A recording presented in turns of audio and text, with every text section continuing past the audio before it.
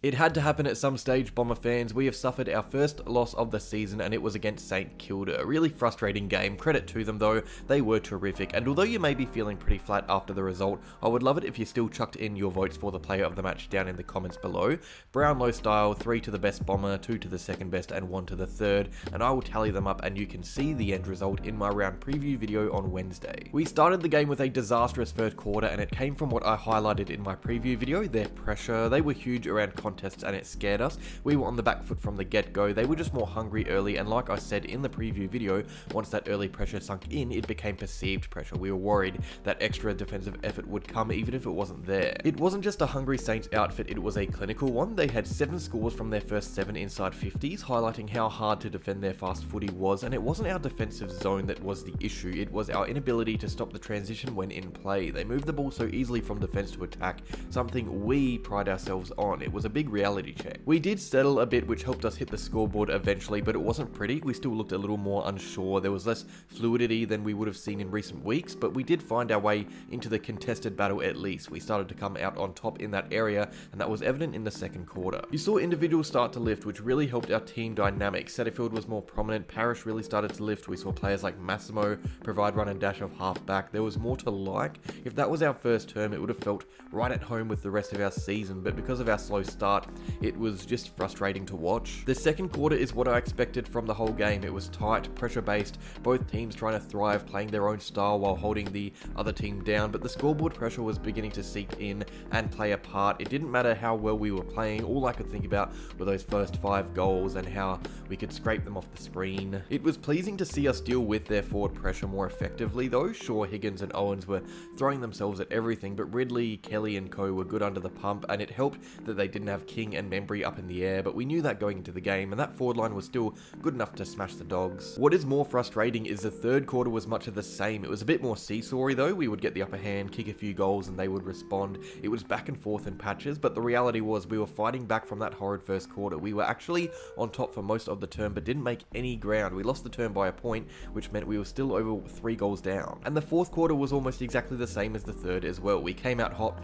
kicked 3 to level the score, thanks to some Jai Caldwell magic. The guy played his best term I've ever seen him play. He was incredible, but it wasn't enough. The Saints would then go on a roll, at one point getting back out to a 5-goal lead, I believe, which we trimmed down with some meaningless end-time goals, but the damage was done. We lost in the end by 3 majors, pretty much the exact margins we found ourselves down by at each break except the first. It was really deflating. I was up and about after that equalising Caldwell goal, so were the boys on field. We were firing, but as soon as they kicked a couple back on us, we were down. Our heads dropped. Players like Redmond and Draper, who we often seek to spark energy, were jogging, going in half-heartedly. It was a really poor response, contrasted by an excellent St Kilda response. They were challenged on multiple occasions by us, but always had a way to kick back. We may have looked good, in fact better in periods, but we were never able to break a lead or respond to their purple patches. We were playing catch-up footy the whole game, and it showed. At the end of the day, looking at the stats, it's clear to see what the issue was. Well, there were 2 big issues, in fact, in my eyes. One, of course, being that start to the match. If you go down by 5 goals to start a game, you've got to be bloody good to get your way back into it, but not just that, you get out to a lead.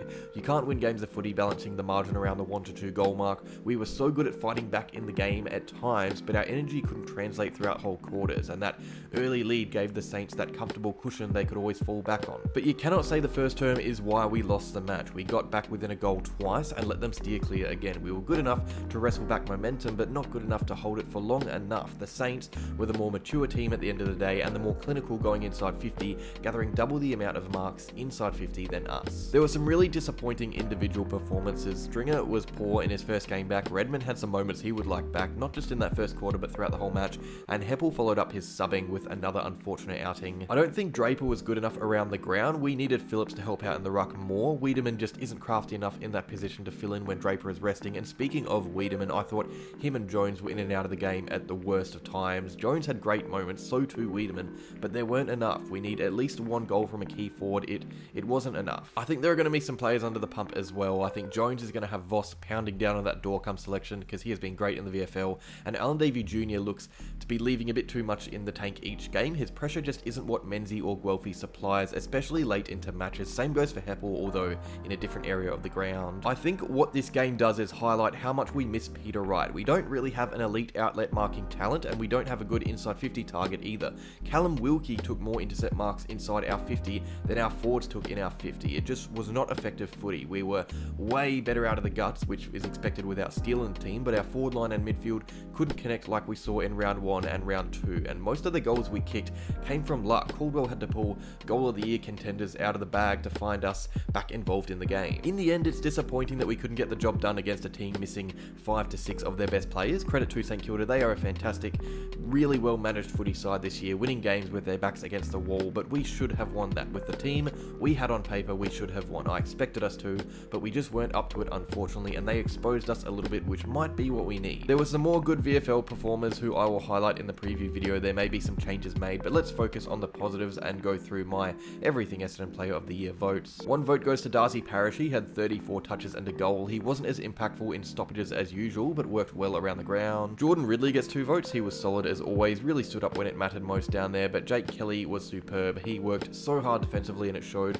Sure, 29 disposals looks good, but the stat to look at is that intercept possessions column. He had 16, way more than anyone else on the ground. Some others that were unlucky: Nick Martin was big at times. Jai Caldwell was great late into the piece. I also thought Massimo D'Ambrosio played one of his best games.